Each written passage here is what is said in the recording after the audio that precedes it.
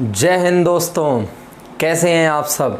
आशा करता हूँ बढ़िया होंगे, स्वस्थ होंगे, घर पर होंगे। देखिए बेटा, स्वागत है आप सभी का अपने YouTube channel maths with RK sir. आज का हमारा टॉपिक है LCM और HCF। आज हम LCM और HCF पढ़ने वाले हैं। आपको इस वीडियो के देखने के बाद एक दो पार्ट और आएंगे, उनको आपको देखना है। बस आप ये 2-3 वीडियो देख लोगे, इतने में आपकी LCM और HCF के किसी भी एग्जाम में किसी भी प्रकार की जो भी क्वेश्चन आते हैं उन सभी को आप हल कर सकते हो आसानी से।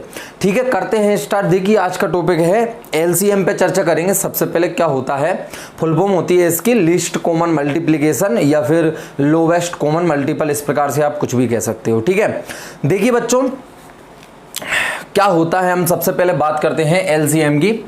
तो उससे पहले मैं एक चीज बताना चाहूंगा आपको, गुणज तथा गुणनखंड, इन दोनों चीजों को आपको पता होना चाहिए कि गुणज तथा गुणनखंड क्या होते हैं। ठीक है, इस वीडियो में आपको किस प्रकार से पढ़ना है पहले ये देख लीजिए आप कैसे, कि अभी तो मैं कुछ चीजें समझा रहा हूं, इसके बाद मैं क्वेश्चन करवाऊंगा आपसे। ठीक है, तो जो क्वेश्चन मैं करवाऊंगा ना, तो आपने पहले थोड़ा बहुत LCM पढ़ रखा होगा, नहीं पढ़ रखा होगा तो भी कोई दिक्कत नहीं, बिल्कुल बेसिक से हम सिखाएंगे इसमें आपको। तो देखिए बेटा, आपको क्या करना है कि जब क्वेश्चन आए मेरे समझाने के बाद, जब क्वेश्चन आए तो आपको वीडियो को थोड़ा पॉज करना है, रोकना है और आपको क्वेश्चन करके देखना है। पहले आपको आता है क्या, चलो आता भी होगा तो आपको टाइम कितना लगता है, इसके बाद आपको इसको सॉल्यूशन को देखना होगा। ठीक है, चलिए तो सीखते हैं बेटा। हम LCM पे बात करेंगे, HCF पे भी करेंगे। ज्यादा से ज्यादा बच्चों इस पूरे LCM और HCF जो टॉपिक है हमारा, इसके ज्यादा से ज्यादा 3 या 4 पार्ट आएंगे। इसमें आपको किसी भी बुक, चाहे वो RS अग्रवाल की हो, HD यादव हो, किरण हो, राकेश यादव सर वगैरह, किसी की भी बुक हो, आप सबके सॉल्यूशन कर सकते हो। आपको बेहतरीन क्वेश्चनों का यहाँ पे कलेक्शन मिलेगा। देखिए शुरुआत करते हैं, ज्यादा बात ना करते हुए, गुणज तथा गुणनखंड क्या होते हैं। देखिए मैं एक बात लिखता हूं आपको कि यदि A कोई एक संख्या है, B भी एक संख्या है, को A B को पूर्णतः विभाजित करती है। बेटा गुणज मतलब होता है आपका मल्टीपल। क्या होता है, मल्टीपल। देखिए बच्चों, यदि A B को पूर्णतः विभाजित करती है, बस थोड़ा सा सब्र करना है, आपको देखना है, कुछ चीजों को सीखने के बाद ही समझ में आएंगे। A B को पूर्णतः विभाजित करती है या करता है, इस प्रकार से लिख सकते हैं। तो A को B का गुणनखंड तथा B को A का गुणज कहते हैं। देखिए इतनी सी बात समझना है, ज्यादा कोई बड़ी बात नहीं है। जैसे मैं कहूं 5 15 का क्या है, गुणनखंड है, क्योंकि 5 15 को क्या करता है, पूर्णतः विभक्त करता है। तो 5 क्या है, 15 का गुणनखंड है, तथा हम कह सकते हैं कि जो 15 है वो 5 का गुणज है। कोई ज्यादा कठिन बात नहीं है, आप अच्छे से इसको एक बार पढ़ के देखिए। गुणज और गुणनखंड में कंफ्यूज नहीं होना, छोटी सी बात है, आपको आती भी होगी। ठीक है, 5 देखो 5 15 को विभाजित करता है, तो 5 15 का क्या है बेटा, 15 का गुणनखंड है। ठीक है, और जो 15 है वो 5 का गुणज है। जैसे मैं और बात करूं बेटा, जैसे 35 के गुणनखंड बताऊं मैं आपको, 35 के सभी गुणनखंड, गुणनखंड मतलब जिससे कोई संख्या पूर्णतः विभाजित हो जाती है। तो आप सबको पता होगा, एक तो सभी का आपका गुणनखंड होता है, एक से तो सभी संख्याएं विभाजित हो जाती हैं। इसके बाद 2 से इसका भाग नहीं जाता, 3 से नहीं जाता, 5 से जाएगा, 7 से जाएगा, इस प्रकार से। और आगे देख लीजिए, और वैसे भी देखिए कितने से 35 से, यानी 1 और 35, यानी संख्या और एक तो सभी का गुणनखंड होता है, बाकी जो 5 और 7 से करती है, किसी से नहीं करती है। ठीक है, इस प्रकार से 35 के सभी गुणनखंड है। और अगर हम कह सकते हैं तो इन सभी का जो गुणज है वो क्या है, आपका 35 है। ठीक है, चलिए आगे बात करते हैं, ज्यादा वो ना करते हुए। देखो अब अपन आ जाते हैं बेटा कहां पे, LCM पे। इसकी फुल फॉर्म क्या होती है बच्चों, देखिए मैं अलग कलर से लिखता हूं कि लीस्ट कॉमन मल्टीपल। क्या होती है, लीस्ट कॉमन मल्टीपल। देखिए अब बात करेंगे बेटा हम LCM की। तो LCM की बात करने से पहले थोड़ा समझना, जैसे मैंने लिखा 12 के गुणज, तो बेटा गुणज का मतलब एक प्रकार से आप टेबल लिख सकते हो 12 की। कैसे, 12 24 36 फिर 48, फिर इस प्रकार से आगे लिख सकते हो। ठीक है, अब मैंने एक और संख्या है बेटा, इसके गुणज लिखे मैंने 16 के गुणज।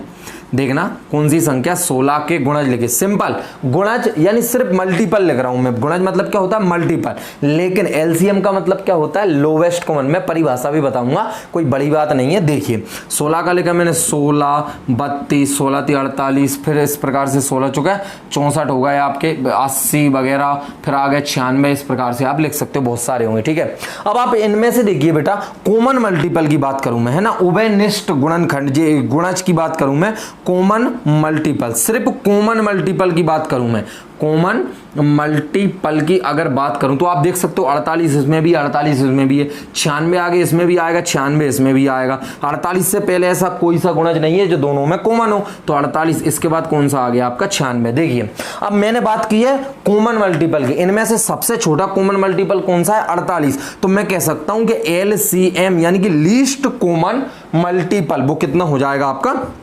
48 हो जाएगा। ठीक है, तो 12 का और 16 का लिस्ट कॉमन मल्टीपल क्या हुआ, 48। अब आप बता रहे हो कि सर हमें तो बहुत सिंपल तरीके से आता है भाई एलसीएम, आप इतना लंबा चौड़ा क्यों बता रहे हो। ठीक है, तो देखिए उसका कारण मैं बताता हूं आपको। बेटा गुणज और गुणनखंड समझे, आगे पूरी वीडियो को देखना। मेरा प्रोमिस है आपसे और वादा है आपसे कि आप इस वीडियो को देखने के बाद आज अगर कुछ नया नहीं सीखे तो वीडियो को डिसलाइक करके चले जाना, इतनी बड़ी बात मैंने आपसे बोल दी है। ठीक है, चलिए बस पूरा आपको देखना है, 15-20 मिनट जितनी की भी वीडियो बन सकती है, मुझे नहीं पता कितना टाइम और लगेगा इसको पूरा सॉल्व करने में।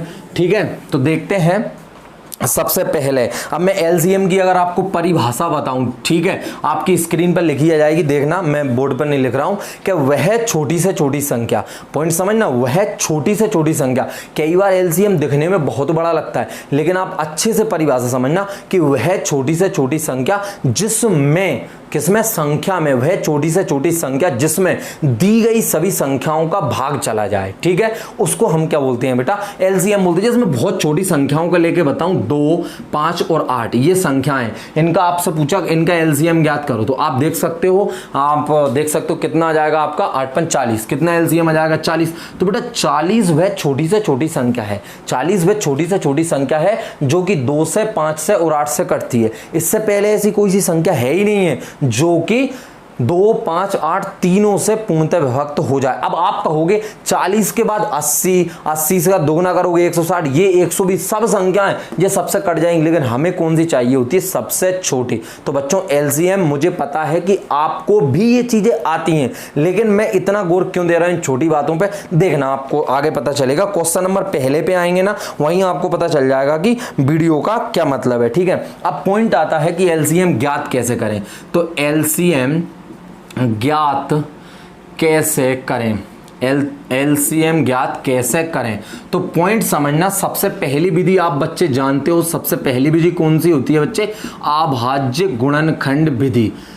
अभाज्य गुणनखंड विधि जो कि आपने बचपन में, मतलब क्लास 6, 7, 8 में पढ़ी होगी। जैसे मैंने एक संख्या ली भाई, वही सिंपल वाली संख्या ले लेता हूं, जैसे मैंने कहा 12 और 16, इनका मुझे क्या चाहिए, एलसीएम चाहिए। तो अभाज्य गुणनखंड विधि से कैसे करते हैं, देखिए बेटा बहुत सारी विधियां होती हैं, भाग विधि, अभाज्य गुणनखंड विधि, ऐसे करके खड़ी लाइन करके आप लेते हो भाई 2, 4, 8 इस संख्याओं का। मैं आपको सबका लेना सिखा दूंगा कैसे कैसे, बस आप पूरी वीडियो को देखिए। अच्छे अच्छे क्वेश्चन मिलेंगे 4 पार्ट में, जितने भी क्वेश्चन हो जाए 40-50 क्वेश्चन, 50 क्वेश्चन मेरे आपने कर लिए। आपको किसी भी बुक का कोई सा भी क्वेश्चन उठा लेना, किसी भी टीचर का कोई सा भी क्वेश्चन उठा लेना, आपको सब क्वेश्चन आ जाएंगे। बस आप अच्छे से देखिए इसको कैसे। 12 और 16 का लिया तो अभाज्य गुणनखंड में आप क्या करते हो, 2 × 2 और कितने आ जाएंगे 3, यानी इसको मैंने लिखा 2 की पावर 2 और 3। ठीक है, 16 को मैं क्या लिख सकता हूं, 2 × 2 × 2 और × 2 यानी 2 की पावर 4। ठीक है, अब इसका मल्टीपल कैसे ज्ञात करते हैं, देखिए यानी एलसीएम लोवेस्ट कॉमन मल्टीपल कैसे,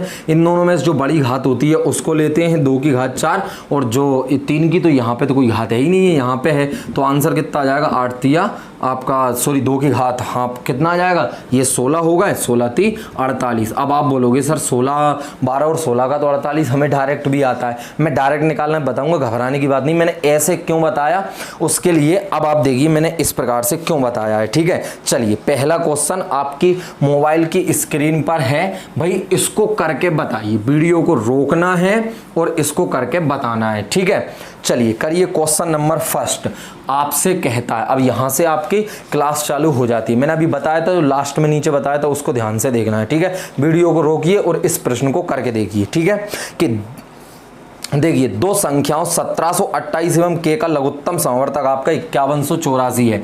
एक संख्या है 1728 और एक संख्या है के। इन दोनों का LCM आपको कितना दे रखा है बच्चों? इन दोनों का LCM आपको दे रखा है कितना है? 5184। कितना दे रखा है? 5184। ठीक है, अब आपसे वो पूछ रहा है कि के की कितनी वैल्यू संभव है। के की कितनी वैल्यू संभव है, के का मान नहीं पूछ रहा है, के कितने मान संभव हैं ये आपसे पूछ रहा है। ठीक है, तो करते हैं, देखना। अब मैंने क्या अभाज्य गुणनखंड जो आपकी विधि सिखाई थी ना, क्यों उस तरीके से मैंने 12 और 16 का LCM 48 लेके बताया था, पॉइंट समझना क्या होता है। 1728 का क्या करते हैं हम गुणनखंड, अभाज्य गुणनखंड करके देखते हैं। तो अब आप यहाँ कंपटीशन की तैयारी कर रहे हैं तो आपको इतना तो पता होगा, थोड़ा देखना बच्चों कुछ हो रहा है अंदर से। देखिए 1728 सबको पता है कि 12 का क्यूब होता है, नहीं हो पता बेटा तो थोड़ा सा आपको 20 तक समथिंग क्यूब याद कर लेना। अब ये बेटा 12 का अगर क्यूब है तो मैं इसको और भी अभाज्य गुणनखंड में, अभाज्य, अभी 12 अभाज्य संख्या नहीं है, इसको हमें अभाज्य गुणनखंड की फॉर्म में परिवर्तित करना है। तो 12 की घात 3 को मैं क्या लिख सकता हूं? देखो 2 × 2 × 3, इस ये मैं 12 की जगह पे लिखा है। घात कितनी है? 3, तो 2 की घात 2, तो 2 3 कितनी हो गई आपकी 6, और 3 की घात कितनी हो गई? 3। ठीक है, पॉइंट समझना। अब एक और संख्या है बेटा के, अब इसका क्या है वो हमें कुछ पता नहीं है। ठीक है, लेकिन इन दोनों का जो LCM है वो कितना है? 5184। अब 5184 के अगर हम गुणनखंड करके देखें तो ये संख्या देखना, वैसे तो 2 2 से काट के देखोगे आप, डायरेक्ट काट करके देख लेना। अगर 2 2 से संख्या 3 4 बार कट जाए तो 8 से ही काट के देख लो। 8 6 48, कितने बच गए बेटा आपके? 3 बच गए। 8 चौके 32, 6 8 8 64, फिर 8 से लगभग जाएगी शायद, देखना तो कितना आ जाएगा आपका? 8 8 64, 8 1 8। आप सब जानते हैं कि 81 3 की घात 4 होता है, तो मैं इसको डायरेक्ट मतलब 3 की घात 4, यानी कि मैं यहाँ पे 5184 है, उसके गुणनखंड क्या लिख रहा हूँ बेटा? 8 की घात 2 × 3 की घात 4। अब 8 एक अभाज्य संख्या तो है नहीं, मुझे अभाज्य गुणनखंड लिखना होता है। ठीक है, चलिए, तो 8 की घात 2 का मतलब होता है 2, 8 खुद 2 की घात 3 होता है और उसकी घात कितनी लिख रही है आपकी? 2, तो यहाँ पे आ जाएगा 2 की घात 6 × 3 की घात 4। अब पॉइंट समझना कि हमें चाहिए कि के कितने मान संभव हैं। तो पॉइंट समझना कि यहां पे कितना आ रहा है? 2 की घात 6 और 3 की घात 3, और यहां पे कितना आ रहा है? 2 की घात 6 और 3 की घात 4। तो जाहिर सी बात है कि कोई भी ऐसी संख्या हो सकती है। अब देखो यहां पे कितना आया है? 3 की घात 4, और अभी मैंने आपको बताया था 12 और 16 के LCM में मैंने जो संख्या लिखी थी वो क्या थी बेटा? ज्यादा घात वाली। तो जाहिर सी बात है कि के में 3 की घात 4 तो पक्का आई होगी, तभी तो यहां LCM में 3 की घात 4 आया। यहां तो 3 की घात 3 है, तो के मान में 3 की घात 4 तो पक्का आएगा। ठीक, अब पॉइंट समझना कि 2 की घात कितनी दे रखी है बेटा? 6, तो और 2 की घात 6 इसमें भी है, तो इसका मतलब अगर के की वैल्यू यहां पे 2 की घात 0 हो तो अब आप देख सकते हो ये संख्या 1728 और ये संख्या कितनी है? 3 की घात 4। इन दोनों का LCM लेके देख लेना, 5184 आएगा। इसी प्रकार से मैं यहां पे 2 की वैल्यू 0, क्या मैं 2 की वैल्यू 1 नहीं ले सकता? तब भी LCM यही आएगा। मैं 2 की वैल्यू 2 लूंगा तब भी LCM यही आएगा। 3, फिर 4 और 5 और कहां तक? 6 तक, क्योंकि दोनों संख्याएं अगर सेम हो जाए ना तो भी क्या आएगा? LCM 5184। हालांकि सेम तो होगा नहीं, 2 की घात 6 और 3 की घात 4 में संख्या अलग अलग हो, लेकिन मैं यहां पे इतनी वैल्यू ले सकता हूं, 6 से ज्यादा नहीं ले सकता। 7 ले लिया होता तो यहां पे 7 आता। तो देखिए मैं कितनी वैल्यू ले सकता हूं के की यहां पे, इसके साथ में 1 2 3 4 5 6 और 7, तो कितनी वैल्यू आ गई आपकी? 7। तो के कितने मान संभव है बेटा? 7 मान संभव है। ठीक है, आशा करता हूं कि इस क्वेश्चन में आपको बहुत कुछ सीखने को मिला होगा। इसी टाइप के और क्वेश्चन करते हैं। मुझे पता है अगर आपने इस प्रकार का पहली बार ये प्रश्न देखा होगा तो आपको थोड़ा सा लगेगा कि सर ये तरीका थोड़ा सा समझ में नहीं आया। चलिए अगला क्वेश्चन कीजिए, फिर और अच्छे से समझ में आ जाएगा। ठीक है, आपके मोबाइल की स्क्रीन पर लिख रहा है क्वेश्चन, देखिए फिर से वीडियो को रोकना है और करके देखना है क्वेश्चन को। देखिए क्वेश्चन नंबर 2 है कि भाई 12 की घात 24 और 16 की घात 18 12 की घात 24 एवं 16 की घात 18, इन दोनों का जो LCM है वो है बच्चों आपका 24 की घात 24। ठीक है भाई, तो n के संभावित मान बताइए। अब आप ये कह रहे हो कि 12 की घात 24 एवं 16 की घात 18 का और n, सॉरी एक संख्या और है बेटा, वही तो मैं कह रहा, तथा 3 संख्या है एवं n का LCM कितना है 24 की घात दे रखा है आपको 24। ठीक है, सवाल को अच्छे समझे, 3 संख्याएं 1 2 3 और एक जी कितनी है 24 की घात 24, इन तीनों का LCM है। ठीक है, अब पॉइंट समझना, मैं लिखता हूं बेटा यहाँ पे 12 की घात कितनी 24 और उसको मैं अभाज्य गुणनखंड में तोड़ूंगा तो क्या आ जाएगा 2 की घात 2 इंटू 3 और इसकी घात कितनी लिख रही है 24। इसका मतलब मैं लिख सकता हूं 2 की घात 24 दूनी 48 और 3 की घात 24। ठीक, अगले के गुणनखंड करके देखिए 16 की घात कितनी है 18। अब आप सभी जानते हो 16 को मैं लिख सकता हूं 2 की घात 4 और 18, यानी यहां पे आ जाएगा 18 चुका है 72। अगला दे रखा है n, अब इसका मान पता है नहीं है, यही तो पूछ रहा है। और इन तीनों की अगर LCM की बात करें तो वो कितना है बच्चों 24 की घात 24। अब 24 भी एक अभाज्य संख्या नहीं, इसलिए इसको रखेंगे तो किस प्रकार से 2 दूनी 4 8 और इंटू 3, इसकी घात कितनी आ जाएगी 24, तो 2 की घात 3 और 24 दिया कितने होते हैं 72, यानी 2 की घात 72 और 3 की घात 24। अब आप देखना, ठीक है भाई, यहां पे कितना है 2 की घात 72, तो जाहिर सी बात है यहां 48 है और यहां पे कितना है 72, यानी ये आ गई होगी संख्या। ठीक है, ये संख्या आ गई होगी। अब पॉइंट समझना, मैं यहां पे क्या क्या लिख सकता हूं, सबसे पहले देखना, यहां 3 की घात कितना है 24 और यहां भी कितना है 3 की घात आपकी कितनी है 24 है। तो मैं यहां n की जगह पे क्या रख सकता हूं, पॉइंट समझना, n की जगह पे मैं 2 की घात 0 से लेकर, देखो 2 की घात 0 रखूंगा तब भी यहां पे कितना आएगा, यही आंसर आएगा। ठीक, इसके बाद 2 की घात में 1 रखूंगा, 2 की घात 2, तब भी इन तीनों का LCM यही आएगा। आप देखो ना, सबसे ज्यादा घात वाला लेते हैं, तभी तो मैंने अभाज्य गुणनखंड विधि पहले ली है इन क्वेश्चनों को करने के लिए। बेटा ये SSC में आए हुए क्वेश्चन है, पिछले 2019 2018 इनमें आए हुए क्वेश्चन है। अब आप ऐसे कर करके यहां तक कहां तक ले सकते हो 2 की घात 72 तक। तो टोटल 2 के मान कितने हो गए बेटा, 2 की यहां पे कितनी वैल्यू ले सकता हूं मैं 73 वैल्यू रखता हूं। 73 क्यों, अरे 72 तो घात होंगे और एक ये भी तो है 0 को मिला के। ठीक है, अब पॉइंट समझना, यहां पे इसके साथ में मैं 3 की घात 0 लूं, समझना, मैं 2 की घात 0 3 की घात 0 लूं तब भी आपका इनका LCM कितना आएगा, यही संख्या आएगी। ठीक, अगर मैं 2 की घात कितनी 1 लूं और 3 की घात 0 तब भी यही LCM, इसी प्रकार से, यानी 73 वैल्यू के साथ में अगर इसको लूं तो भी आपका इन तीनों का LCM यही आएगा।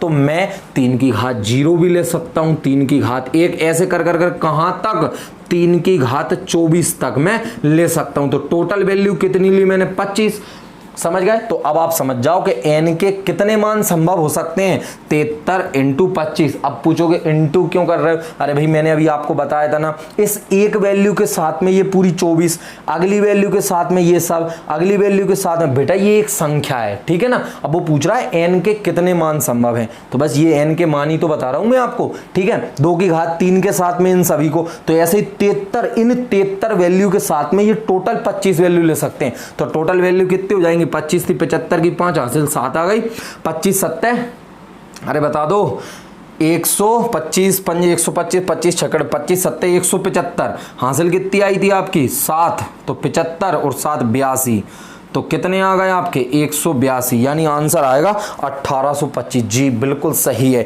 1825 वैल्यू है भाई आपकी काई की, n के 1825 मान हो सकते हैं, जिसके लिए 12 की घात 24 16 की घात 18 का LCM कितना आएगा 24 की घात 24। ठीक है, आशा करता हूं बेटा आपको अच्छे क्वेश्चन मिल रहे होंगे, आगे बहुत बढ़िया बढ़िया क्वेश्चन मिलेंगे आपको। देखिए अगला प्रश्न देखते हैं, क्वेश्चन नंबर 3 है, आपकी स्क्रीन पर लिख रहा है भाई, देखिए।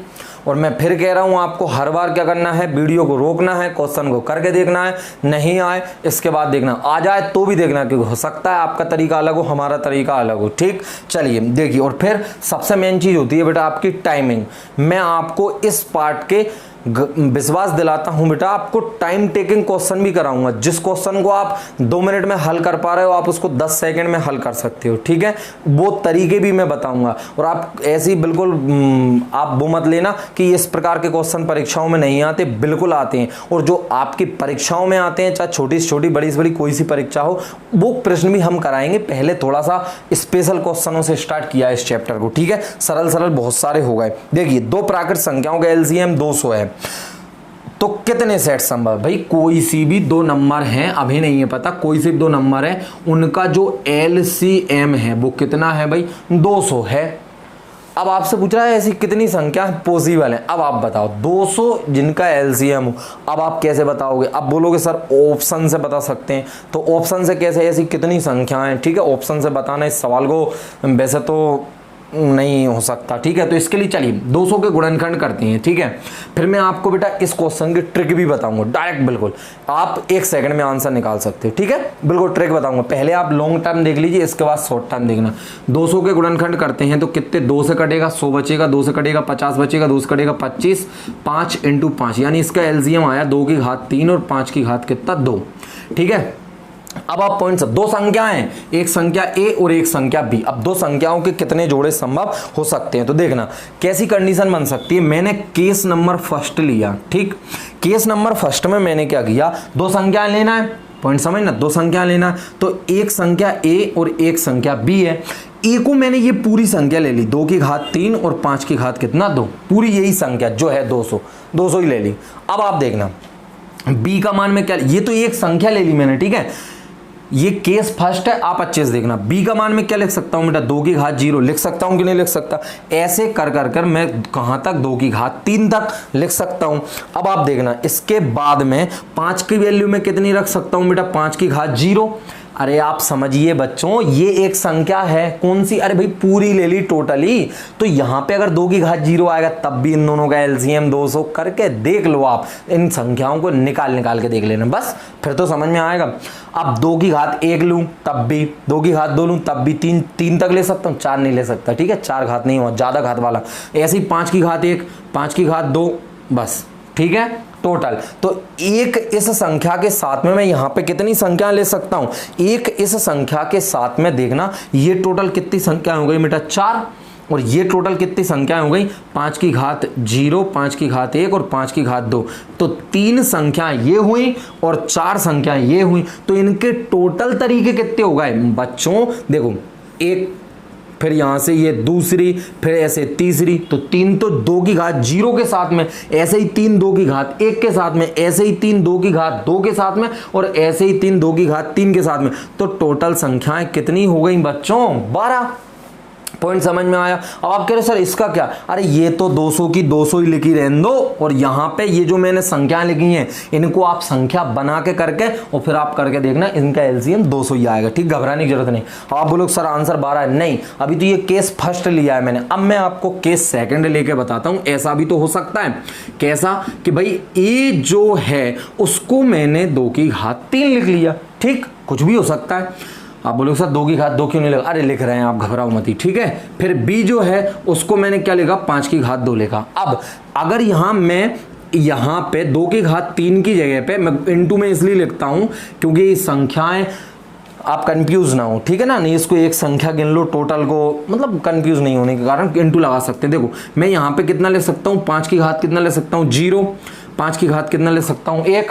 क्या 5 की घात 2 ले सकता हूँ? नहीं, फिर तो ये यही संख्या बन जाएगी ना, ठीक है। अब यहां पे मैं क्या लिख सकता हूं? 2 की घात 0, 2 की घात 1 और 2 की घात 3 नहीं ले सकता, 2 की घात 2, ठीक है। चलिए, तो यहां पे कितनी संख्याएं आ गई भैया आपकी? 1 और 2, और इनटू करूंगा यहां पे कितनी संख्याएं आ गई? 1 2 और 3, यानी 3 दूनी 6, यानी 6 संख्याएं इस कंडीशन में और 12 संख्याएं इस कंडीशन में। आप इसको धीरे धीरे करके देखना, तब समझ में आएगा। वैसे तो मैं ट्रिक बता दूंगा तो आप ट्रिक को ध्यान रखोगे, मुझे पता है ये सब करोगे नहीं, लेकिन आपको बच्चों बेस भी पता होना चाहिए कैसे। तो टोटल संख्या कितनी हुई? अब इनका गुणा मत कर देना, नहीं तो तुम इनका गुणा कर दो, काम खत्म हो जाएगा। ये केस फर्स्ट था, इसमें अलग संख्या लिखी थी हमने, टोटल ए और बी दोनों संख्याएं। इसमें केस सेकंड था, इसमें अलग संख्या लिखी थी। कितनी हो गई? 12 और 6 टोटल कितनी संख्या होंगी? 18।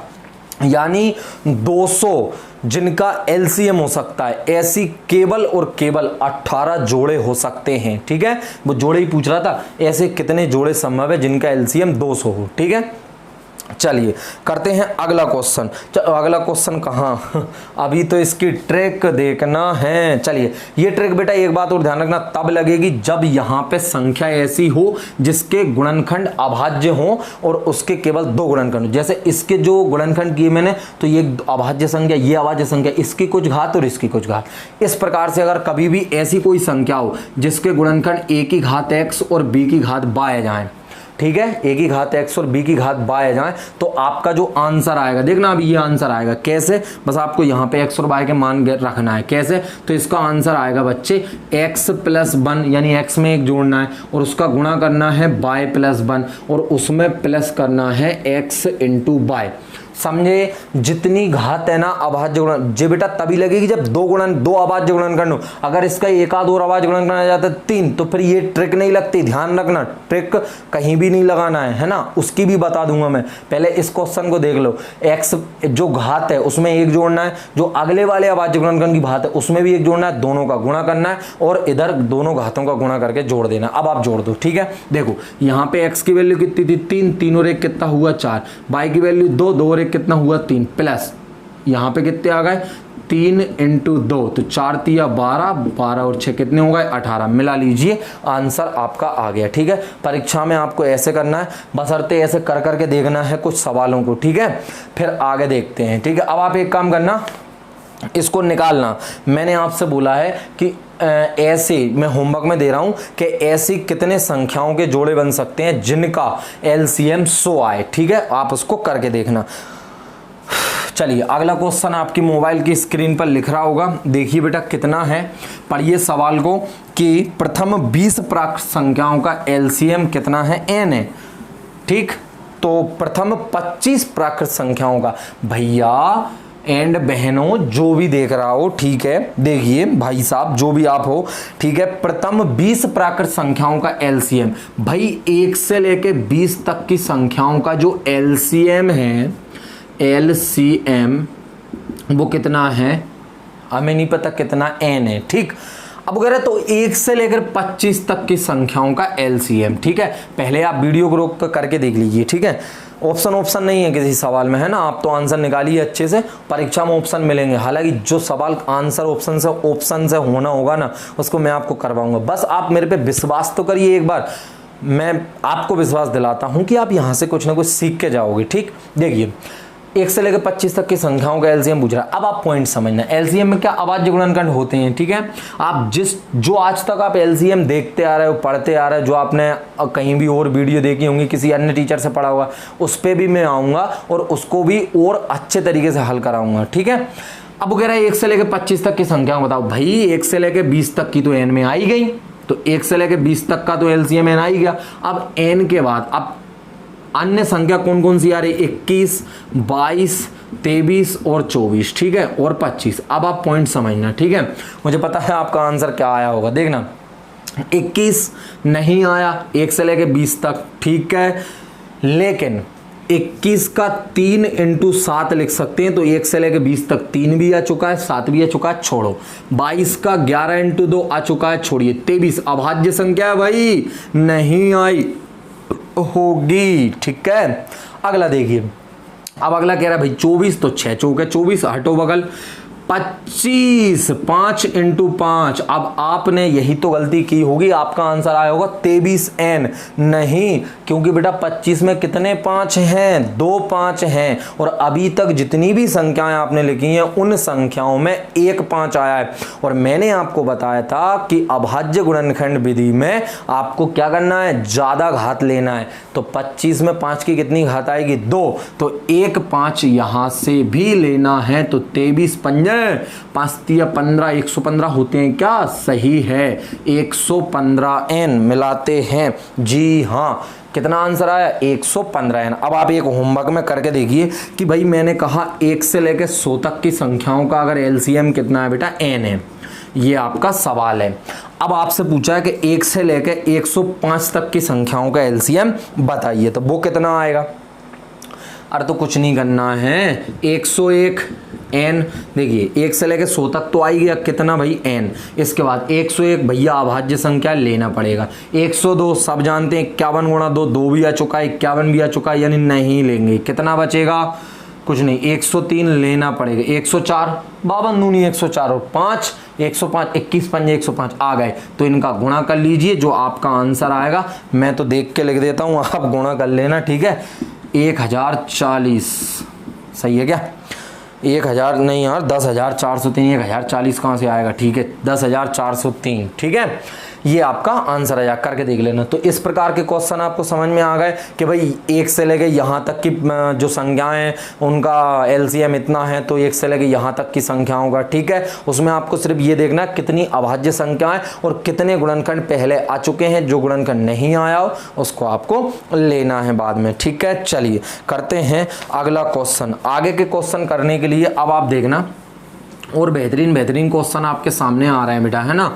देखिए अब मैं आपको एलसीएम निकालने की एक और विधि बताता हूं, जो कि आप बचपन से पढ़ते आ रहे हो, या उसको भाग विधि कह दो, या उसको भी हम एक प्रकार से अभाज्य गुणनखंड विधि ही कहते थे पहले छोटी क्लासों में। जैसे एक क्वेश्चन लिया मैंने 18, 35, 27, मैंने एक क्वेश्चन लिया 18, 35 और 27 का एलसीएम। तो भाई बच्चों वाला काम है बेटा, जल्दी जल्दी मैं निकाल के बता रहा हूँ। देखना किसी को अगर पहली बार वीडियो देख रहा हो तो उस बच्चे के लिए, अगर कोई पहली बार पढ़ रहा होगा और उसको थोड़ा बेस क्लियर नहीं होगा, तो मुझे पता है बेटा अभी तक के क्वेश्चन उसको थोड़े से टफ लगे होंगे, लेकिन आपको समझाने वाले क्वेश्चन भी आ रहे हैं आपके लिए। ऐसे प्रश्न देखिए, सबसे पहले आप 2 से तो ये कट रहा है 9, ये 35, ये 27 सब जानते हैं।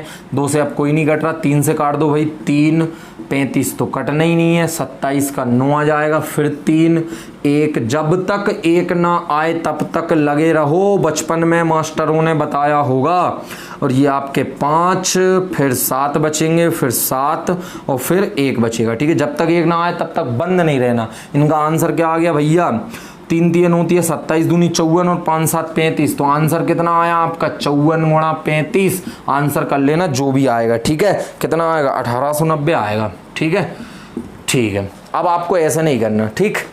ये विधि लॉन्ग टर्म होती है, इसमें आपको कम से कम बहुत टाइम लग जाएगा। अब देखो ये 54 गुणा 35 में डायरेक्ट लिखना बताता हूँ आपको कैसे लिखते हैं। देखना, आपसे पूछा कि 18, 35, 27 का एलसीएम, तो आपको इनमें से सबसे बड़ी संख्या लिख लेनी है। मैं डायरेक्ट तरीके बताता हूँ। देखो 27 सबसे बड़ी संख्या लिख ली। अब आप पॉइंट समझना कि जो 35 है, ठीक 35 है, 35 के गुणनखंड क्या क्या है बेटा आपके 7 और 5। क्या 27 में 7 और 5 में से कुछ आया है? तो 27 में ना तो 7 आया ना 5 आया, तो जाहिर सी बात है कि 35 का मल्टीप्लाई तो होगा, ठीक है।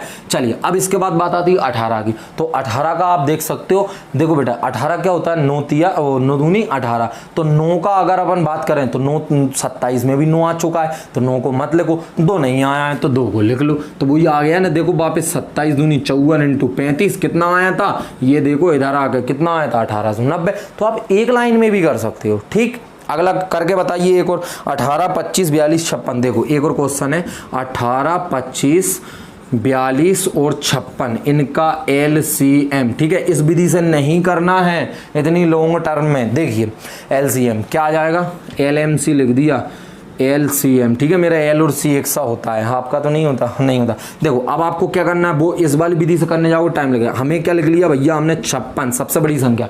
फिर देखना है 42 क्या होता है, 7 छंग 42, 7 इसमें आ गया और 6 का 2 भी आ गया इसमें, ठीक है। अरे इसका 7 छंग 42 है तो 14 × 42 कर लो, सीधी बात, 14 चौके 56, 14 आ चुका है तो 3 बचा, तो इसका 3 उतारिए। 25 का 5 ना इसमें आए ना इसमें आए, 25 उतारेंगे। 18 का 9 का 1 3 यहाँ पे आ गया और 2 इसमें आ गया, ठीक है। 1 3 फिर भी बच रहा है, तो भैया उसको यहाँ लिख लो। तो 56 × 3 × 25 × 3 सही है, सही होगा, ठीक है। कर लेते हैं, चलिए और ये कर लो आप, तो आंसर कर लो जो भी है यार। कैसे निकालेंगे, 25 नंबर कितने होते हैं भैया 225, तो 225 का गुणा 56 में। अब ये तो सरल होगा, कर लेना जो भी है, इकाई का अंक मिला लेना ऑप्शन में, 5 अंक 30 की 0 और आंसर आप तो गुणा कर लेना, मैं तो देख के लिखूंगा भैया 12600 होता है, ठीक है। अरे गुणा करना आता होगा, ठीक है बेटा। चलिए 12600, तो इस तरीके से आप सीख गए ऐसे करना, ठीक है। इसमें सिर्फ आपको क्या करना है, थोड़ा सा दिमाग लगाना है बच्चों, इससे कम टाइम लगेगा बिल्कुल। और इसकी अगर प्रैक्टिस हो गई ना भाई साहब, हाँ कोई भी हो, भाई साहब, दीदी, बहन जी, भैया जी, जो भी आप हों, ठीक है। चलिए देखिए बच्चों, मैंने आपको कुछ क्वेश्चन करा दिए हैं, 5-7 क्वेश्चन जो भी हो चुके हैं, ठीक है, 4-5 क्वेश्चन। बेटा आपको मैं ऐसा मानता हूं कि आपको यहाँ पे कुछ सीखने को मिला होगा नया।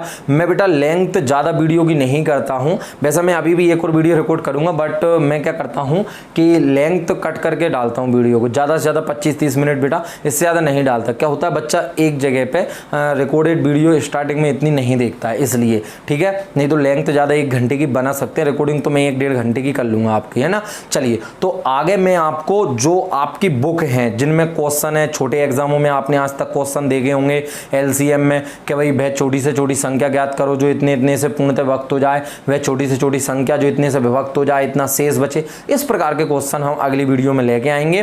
तो अगर वीडियो पसंद आई तो बेटा वीडियो को लाइक जरूर करें, चैनल को सब्सक्राइब करें, बेल आइकन दबाएं। आपको 10-15 मिनट की मेरी वीडियो देखने के बाद इसकी लेंथ थोड़ी ज़्यादा हो गई, कुछ ना कुछ अवश्य सीखने को मिलेगा और इन क्वेश्चनों को करने से आपकी अच्छी प्रैक्टिस बनेगी, ठीक है। चलिए ख्याल रखें अपना। जय हिंद दोस्तों, मिलते हैं नेक्स्ट वीडियो में।